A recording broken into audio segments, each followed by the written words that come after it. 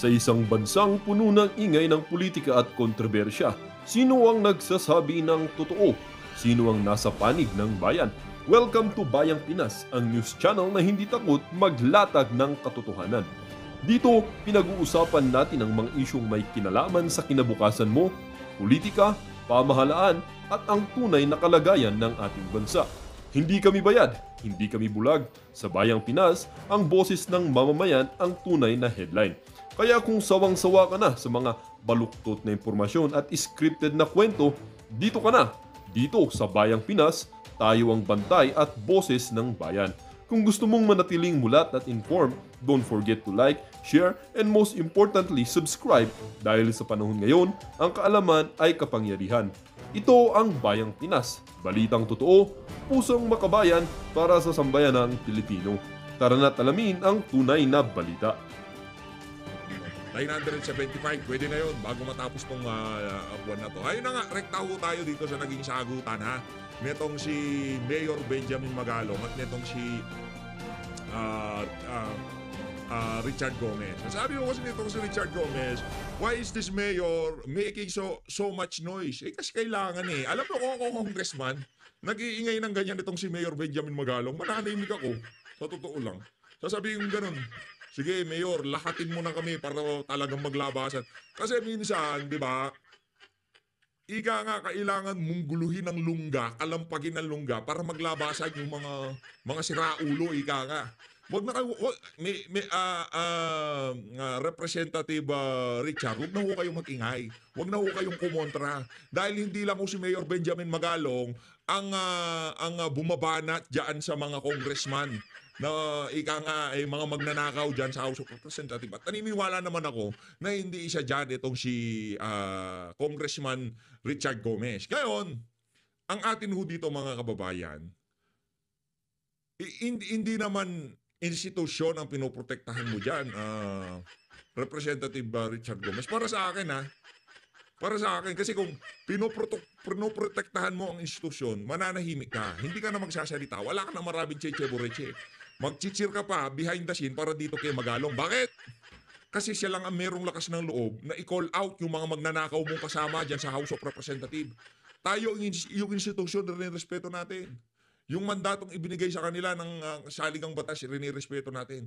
Pero yaang mga magnanakaw, nagtatago dyan sa institusyon na yan. Ginagamit nila yung salitang, hoy, respetuhin nyo naman ang institusyon. Huwag nyo naman kaming lahatin. Doon ho sila nagtatago. Kaya kung dapat nating banatan, kung i-generalize ng ibang mga bumabatikos dyan sa House of Representatives, yung mga congressman, yung mga contractor na congressman, at kung hindi ka naman contractor, huwag ka magreklamo.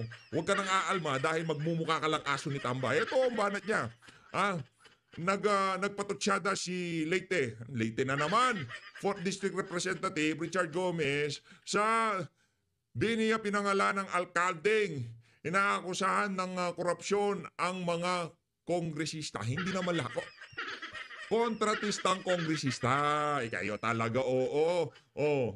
Pinayuhan ni Gomez ang alkalde na ayusin ang mga problema sa kanyang nasasakupan tulad ng kalidad ng hangin, public transport, waste disposal system, overcrowding at illegal structures. Your own town is crowding with problems. Maybe it's time to fix your own house first before pointing fingers at others. Mahiya ka naman, sabi ni Gomez. Aba, Gomez, parang di ko ata gusto tabas ng dila mo dito sa post mo na to sa banat mo na to Dito sa isa na to, Brad, tandaan mo, kakampihan ko si Magalong. Sorry na lang Kasi itong si Magalong, kino-call out niya yung mga magnanakaw dyan sa House of Representatives. Yung mga kongresistang kontratista. Ngayon, kung hindi ka naman pala kongresista na kontratista, hindi manahimik ka na lang. Pero para banatan mo pa yan si Magalong, magmumukha ka na lang aso ni Romualdez. No wonder, baka, ano ba nangyari? Bakit binoto mo siya? Diba? Bakit binoto mo siya bilang speaker? O yan bang pag-iingay mo na yan? Ay, tinatanong ng ating mga kababayan ngayon, aba, nabili na ba ni Romualdez itong si Richard Gomez? Ba nagtatanong lang ho tayo dito kasi hindi ho tayo sanay. Ito ho ang sagot nitong si Mayor Benjamin Magalong dito sa madalahirang mama na to. Alam mo, nalulungkot ako dahil kaibigan ko siya. At alam mo, honorary member pa siya ng klase namin. Wow, honorary member. Siguro, hindi ko rin alam kung bakit siya nagsasalita ng gano'n. Ako, Mayor Benji, ako alam ko. Hindi naman kasi ako basta-basta mabobola kagaya ng ibang mga vlogger eh. Diba? Yung ibang mga vlogger, kinampihan nila itong si Gomez. Hindi, mali yun. Kasi itong isang to, kinocall out niya yung mga kongresistang kontratista. Ngayon, pagka yung isang vlogger, kinampihan itong si Gomez, dalawang bagay lang yan. Tauhan yan ni Romualdez o di naman kaya para sa views lang yan. Nakuha niyo po mga kababayan. Pagka ang vlogger, kinampihan itong si Richard Gomez dito sa isa na to, dalawang bagay lang ho yan. For the views or tauhan niya ni Martin Romualdez na nagpapanggap na DDS. Okay? Unang-una, klaro naman yung binabanggit ko tuwing interview ko na marami ring matitino dyan sa House of Representatives. Pero Malinaw. Kahit tayo naman, bumaba na tayo, di ba? Sinasabi natin, nandyan niya ang BH party list, nandyan niya si Congressman Ungab, nandyan si Paulo Marcoleta, nandyan ng Duterte Black, o nasama na natin, nandyan si Congressman Richard Gomez na binoto niya si Martin Romualdez. Isama na kita sa mga matitino. Dahil lang sa pagtayo mo sa iba't ibang mga issue sa mga nakalipas na panahon, isasama na kita, Brad. Pero para banatan mo itong si Magalong dito sa hindi naman tayo magkakasundo dyan. Ikaw, nasaan ka ngayon? Tanong ko dito kay Richard Gomez, nasaan ka ngayong mga panahon na to na inahanap ng ating mga kababayan yung mga responsable kung bakit lumala ang issue natin sa mga palsipikadong flood control at mga ghost projects sa ating bansa? Bago mo banatan si Magalong, make sure na binabanatan mo muna yung mga kontratistang kongresistang kasama mo dyan sa House of Representatives. Hayaan mo yung problema sa Baguio. Mga apektado, taga Baguio lang eh. Anak ng toko, hayaan mo sila. Kailangan natin si Mayor Magalong dito. O yung sa Leyte, bahala ka dyan. Wala kang pakialam dyan. Pero para banatan mo itong si Mayor Benjamin Magalong dito sa issue na to, anak ng toko, meron tayong problema dyan. I finally realized na it's useless to argue. Sabi nga nila, argument is wasted when the truth doesn't make a mark. Kung sanay ka sa dark, sa madilim na lugar, mahirap ka talaga makakita ng maliwanag.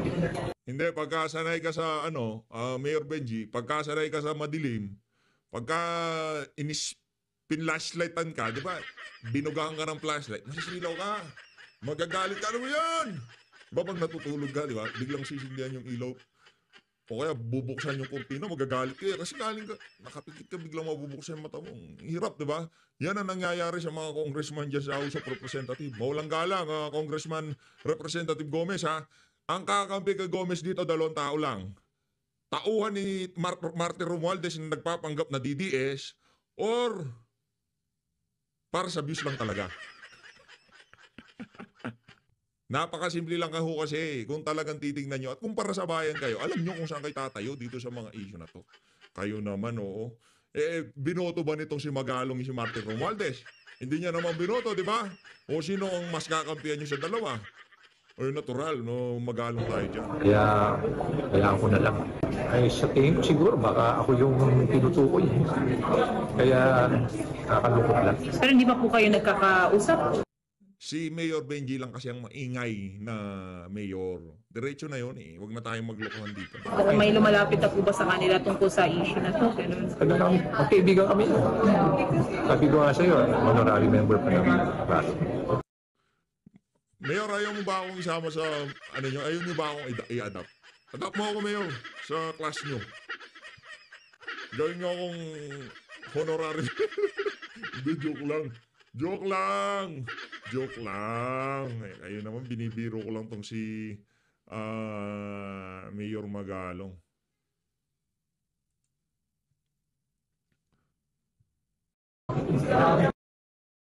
Ayun. Eto mga kababayan, tawid na ho tayo. Ilagay ko lang dito tong issue nitong si Pastor Kibuloy kasi naano ho tayo dito, medyo na-trigger tayo ng bahagya dahil mainit ang issue ng flood control. Bigla ho nilang isisingit itong issue nitong kay Pastor Kibuloy. Medyo pagdating ho kasi dito sa mama na to, nakita ho kasi natin yung pagsuporta niya kay dating Pangulong Rodrigo Duterte. Yung tipong lalo na nung panahon ng kampanya, talagang todo kayod ho siya. I mean, todo kayod yung organisasyon, yung pamilya ng KOJC. Kita ho natin kung paano sila talagang sa bawat galaw ng PDP, nandyan ho yung ano na yan, yung SMNI, yung KOJC. Kaya ano lang naman, kumbaga, pasasalamat ba dito sa sakripisyo ni Pastor Kibuloy? Kaya parang yung feelings natin, hindi ho tayo natutuwa dito sa nangyayari. Kung sakali mang matupad yan, hindi ho magandang ano yan, magandang senyalis yan. Kasi pag nadala na ho siya doon, mahirap na hong pabalikin dito yan. Diba? Kay Tatay Digong nga lang diba? Ngayon, nagsidismissa na yung mga kaso niya sa Amerika, ngayon pa siya i-extradite. Ang labo naman nun. Next video na ho pala natin pag-usapan yung dito kay Congressman Paulo Marcoleta. Dito ho muna tayo sa Billionaire News Channel. Interview ho nitong si Congressman Toby Chanco dito kay Ma'am Pinky Web. Kaugnay pa rin ho sa mga maanumalyang flood control ngayon sa ating bansa. Ano ho yan mga kababayan? Yan kay Pastor Apollo Kibuloy. Kagagawan ho yan ng mga bonjing, sigurado tayo. Kung ano-ano na namang strategy na iisip nila no? Ito, pakinggan ho natin. So much for your time. All right, so that happened Monday. We're going to rewind a little bit and tell the audience what happened last Monday. So there was a briefing held last Monday. Yun po yung sa House na ang ganda po nung setup, ang daming mga members of the minority, majority, and the independent bloc which you're part of. But it started with a question on, is this a hearing? Or is this a briefing? Yun po yung unang tanong. What is the difference and what is the significance of that? Hindi, okay, liwanagin lang. Short reply lang, no? Para hindi maubos yung oras. Kasi hindi ka pa pwede mag-hearing kung hindi pa nagpo-first reading on the General Appropriations Bill. Wala pa yung General Appropriations Bill, National Expenditure Program pa lang.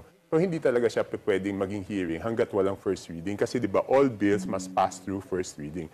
So dapat mag-first reading muna bago siya maging hearing. Okay. Yun lang. So from the NEP, kailangan po siya i-file na GAB, General Appropriations Bill. Tapos tsaka pa lang, siyempre mag-first reading, i-refer sa Committee on Appropriations, tsaka pa lang siya magiging budget hearing. Okay, so pero para masimulan na yung proseso, kasi dapat matapos ito before December 31 of the year, diba? So sinisimulan na para hindi magipit yung Kongreso, sinisimulan na ng House of Representatives yung briefing sa mga secretary. Yeah. Kasi dapat maintindihan ng ating mga kababayan, hindi ito pareho ng ibang mga batas na pwedeng sabay mag-hearing yung House of Representatives tsaka yung Senado.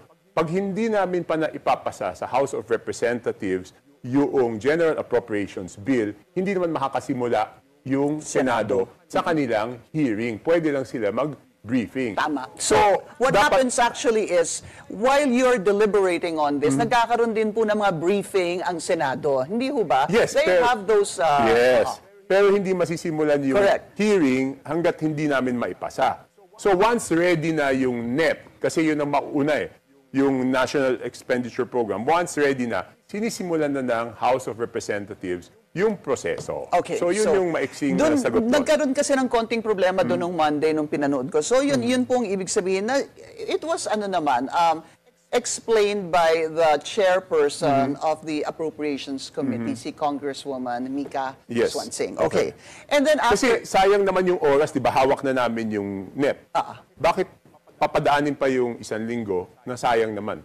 Naghahabol kami ng oras. Alright. So pagkatapos po nun, by House rules, during that briefing, ang una pong magtatanong ay supposed to be minority, tapos independent, tapos majority.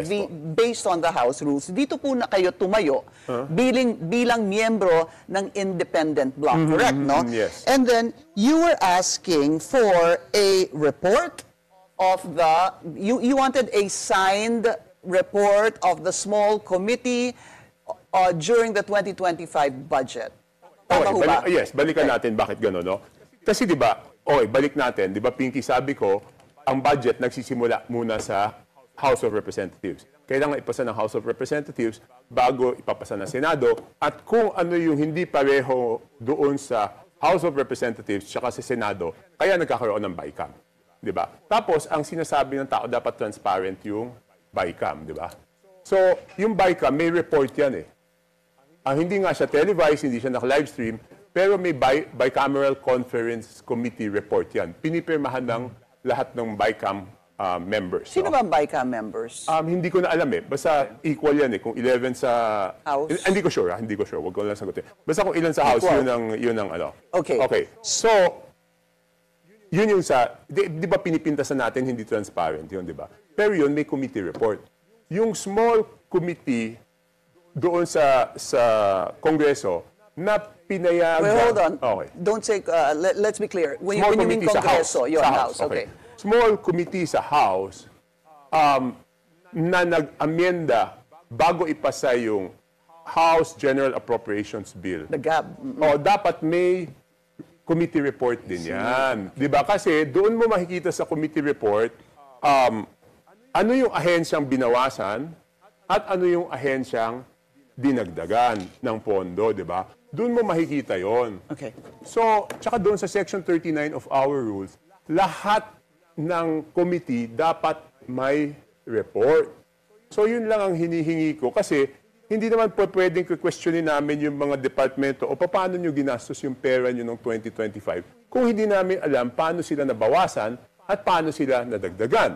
Doon sa BICAM na dagdag at bawas, kita natin. Pero doon sa House General Appropriations Bill, wala kaming makita.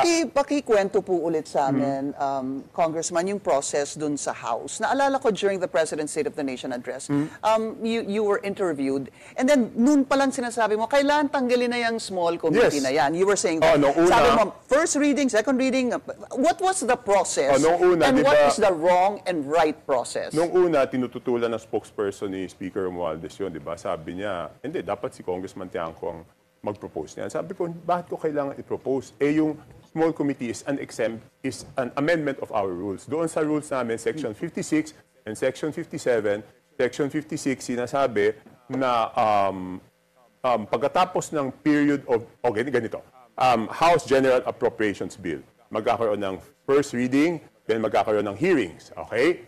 Pagkatapos ng committee hearings, dadalhin sa plenaryo. Pagdating sa plenaryo, magkakaroon ng period of debate, interpellation and debate. Okay.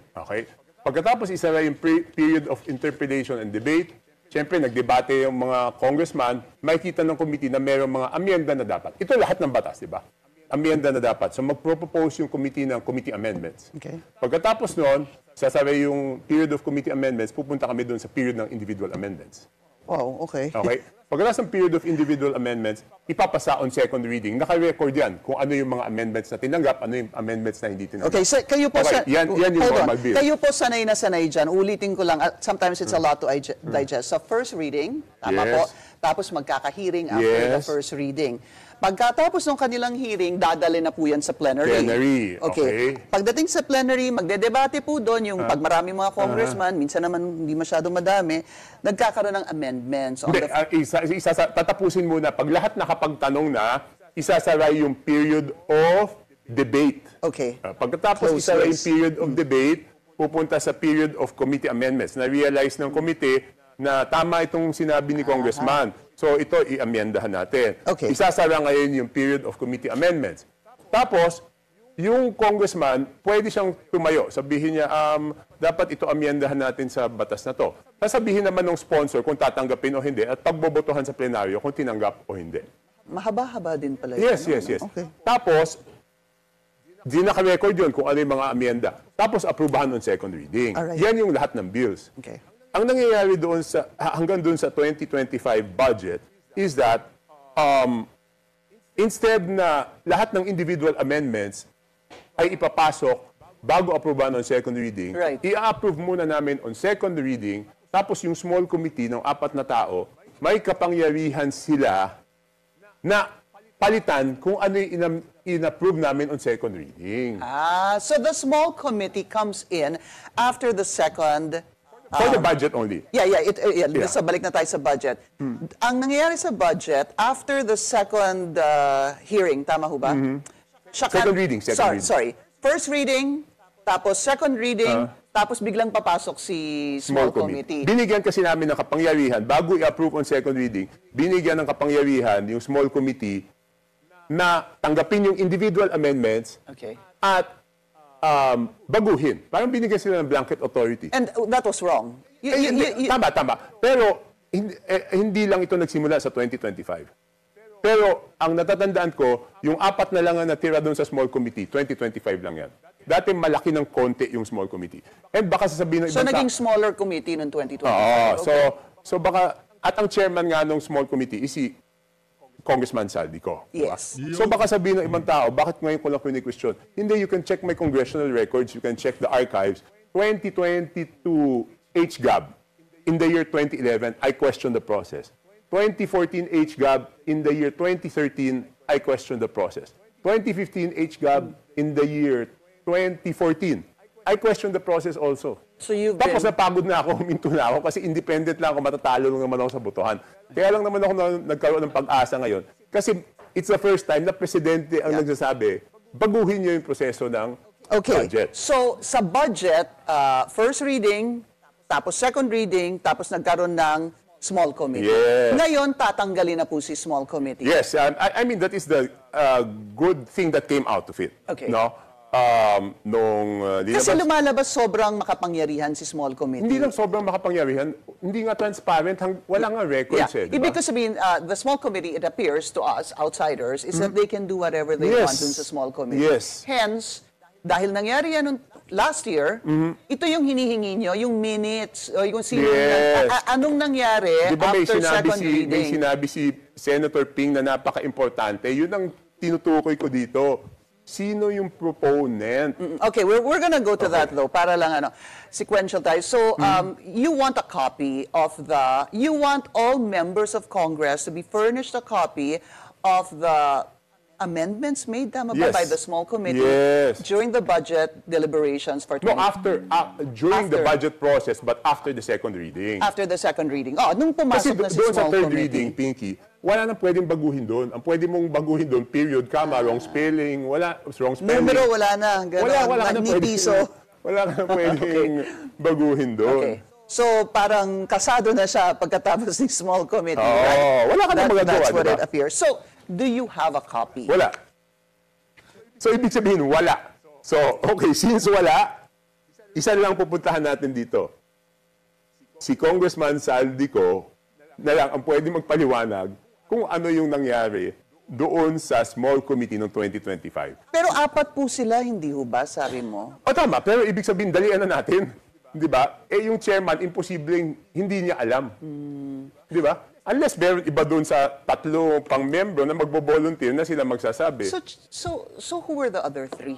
Senior Vice Chairman of the Committee on Appropriations at the time, Stella Kimbo. Okay. Tapos, Majority Leader at the time, Manix Dalipe. Right. And Minority Leader. Libanan? Libanan. Okay. Yes, Nonoy Libanan. So you still have Congressman Libanan there as minority leader. He's still Yes. there? Yeah, but No, I'm just saying, Yes, right he now, is, he is. among Even Saldi is still there. among the 4 that you mentioned, Congressman Zaldico is still a congressman, Yes. Congressman Libanan still a congressman, Manix Delipe, no, and Stella Kimbo, no. No. Nandun pa po yung dalawa. Yes. What do you plan to do? Do you, can Congress ask them, call them, and... no, Congress, the leadership of Congress should call them. Yeah. Di ba? Should call them. Will they? I don't know. I'm not in part of the leadership, di ba? Independent Yun na din nga. ako eh. So, what if hindi mo po makuha yung sagot dito o yung hinihingi yung dokumento na wala nga dokumento? In Hindi ko fact, sabi maintindihan mo, bakit hindi nila gagawin, di ba? Kasi ang daming violations sa rules namin eh. Doon sa rules namin, lahat ng records ng committee, 7 days after ma-approve yung bill, dapat nasa archives. Or 15 days after mag-end yung session namin, dapat nasa archives. So wala sa archives yung ano. Eh di ba yung explanation of vote ko nga, 2011, nahandun sa archives eh. O, di ba? Bakit walang... So, wala talaga report. And during that Wala, time yun that lang, you wala were talaga. asking about this particular action to be furnished nga yung all members of the House, no? I remember the Appropriations Committee Chair, si Congresswoman, tinawag pa, meron halos 3 taong lumapit. No, because yung sa COMSEC yun kanila. eh. Sabi ko, it's It the has same... to be with the No, COMSEC. because they're saying... I don't know what their exact number was eh. But to make things easier, di ba, sabi ko, tanungin yun lang Let's yung ask the COMSEC, yeah. Oo. Kasi hindi rin naman niya masasagot, hindi rin naman siya... Di ba, hindi rin naman siya chairwoman ng Committee on Appropriations at the time, at hindi rin siya She made that miyembro. very clear, yeah. So, hindi rin siya miyembro. Di ba kaya nga tinuturo ko na tanungin niyo yung COMSEC. kasi yung COMSEC, alam niya kung may report o wala. And what did the COMSEC say? Ano ba sa... Was Di ba, was parang hindi there niya sinagot directly, di ba? Parang tanda ko, we will consider, it's Yeah. an internal matter, ganyan-ganyan, di ba? This has crossed over from the 19th to the 20th Congress. I was not the Hindi, Appropriations kaya nga sabi Committee ko, Chair. tanungin na diba? lang yung Yes. COMSEC, diba? So, my question is this. Meron ho bang dokumento o wala? Wala. No, Sigurado na tayo. Walang Hindi, problema. Sigurado ka na. Yes, because hindi pinapadala eh. Unless ngayon palang ginagawa, tapos papapirmahan, di ba? Ano yun? Ia-antedate yun? Pero wala, hindi yung pepe. Nako, falsification of legislative document na naman yan pagka nagkataon. Kasi ano yun eh, mga peking dokumento eh. Di ba? Hindi na... Pero sabi nitong si Congressman Beach, meron naman daw hong minutes of the meeting yan. Meron mo talagang dokumento yan, yung mga pinag-usapan dyan sa small committee. Meron. Ngayon, ayaw ibigay kasi magkakabistuhan. Malalaman kung saan pinaghugot yung mga budget. Di ba? Pwede because nga dapat nasa archives na yun eh, di ba? Yeah, so, be that as it may, sabi niyo po, wala. It's a violation of your rules. What can be done to correct this? Or are there sanctions that should be imposed on people? Kaya nga sinasabi ko, binabalik ko sa leadership. Di ba sila naman majority, di ba? Pag sinabi lang patawag si Congressman Saldico, alam naman hindi siya sumunod. Alam naman hindi siya magpaliwanag, di ba? Oh.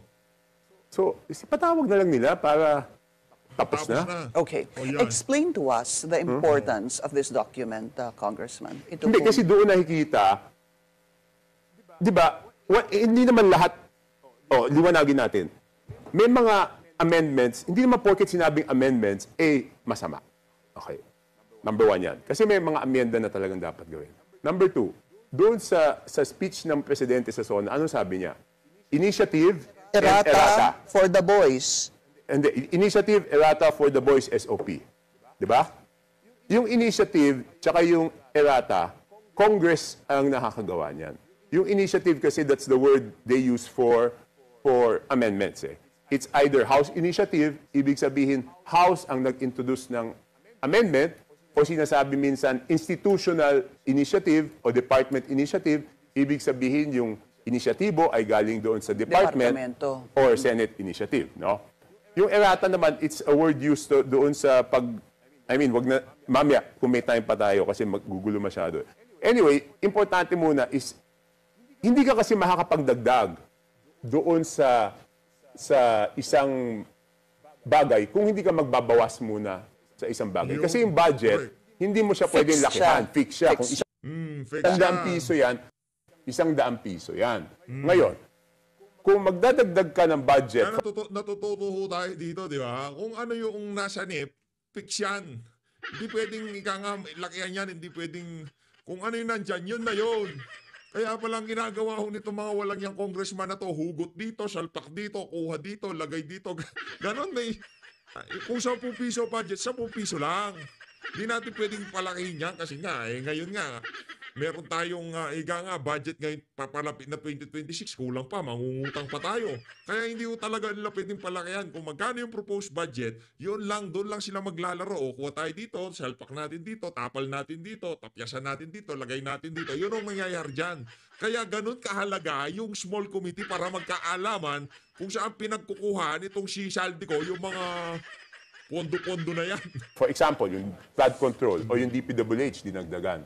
Diba? Sila naman doon, siya chairperson ng appropriation committee noon. O sinong gagawa doon? Sinong magtatapyas? Sinong magdidesisyon kung tatanggalin yung pondo ng PhilHealth? Sino man ang magdidesisyon kung tatapisan ng pondo ng Department of Education?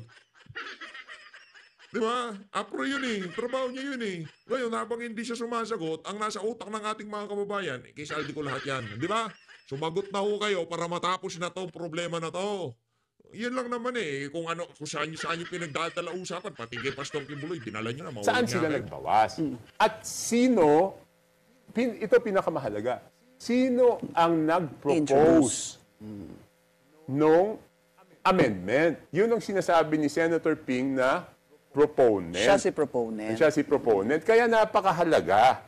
Sino ang nag-introduce nung amyenda na yon? Na sana makikita sa report ng small committee ng House GAB. Would Kasi that be hindi correct? yun ang di ba? Ano ba ang inauthorize na gawin nila? Di ba? Ang inauthorize na gawin sila is tanggapin yung amendments. Di ba? Eh ang congressman, pag nagsabi ng amendments yan, normally, ang sasabihin lang nila, dagdagan to. Sino ang kung tinanggap man nila, sino ang nagdesisyon na tanggapin Sino ng yun? final decision maker is what you're yes. saying. Okay. Saka dapat Ngayon, habang walang nagsasabi, hindi nagpapaliwanag si Saldico, ang nasa utak, yung APRO chair. Kaya nga ikaw chairperson dyan eh. Hindi naman pwede yung mga ahensya, hindi na makakapalag sa inyo yung mga pagka sinabi ng mga congressman na, yan, gagawin natin. Hindi nyo naman na-utilize ang buong pondo nyo eh. Puro na ang pangit ng performance yun ng 2024 eh. Mahina yung SOP nyo dito eh. Ganito gawin natin. Tapyasan natin pondo nyo, lalagay namin dito, di ba?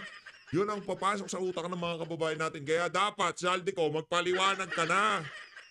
Wala tayong akusasyon, aligasyon o kung ano pa man dito. Ang sigurado pa lang ho dito mga kababayan, ang founder ng SunWest si Saldico.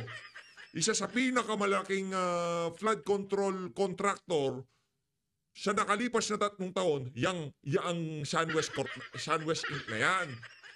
Ngayon, yung chairperson ng Committee on Appropriation sa mga nakalipas na noong 19th Congress, si Saldico din ho yan. Ika nga nagkakatugma-tugma yung mga kaganapan. Kaya kung siya man ang pinag-iisipan ng ating mga kababayan, wala ho tayong magagawa dyan. Pagsalita na ho kayo para matapos na once and for all. Sino nga ba ang tumimon dyan sa mga budget na yan sa DPWH? Sino nga ba ang kumita, kumatkong, nagnakaw, nag-SOP, nag-irata dyan sa mga flood control na yan ng mga congressman? Lalabas at lalabas ng katotohanan. Pinapahaba nyo lang ang inyong sakit. Gawin nyo lang one time, big time. Di ba? Kumbaga sa injection, tapusin nyo na. Ganon din naman mangyayari dyan eh. Sa 2020, magpipresidente si VP Sara.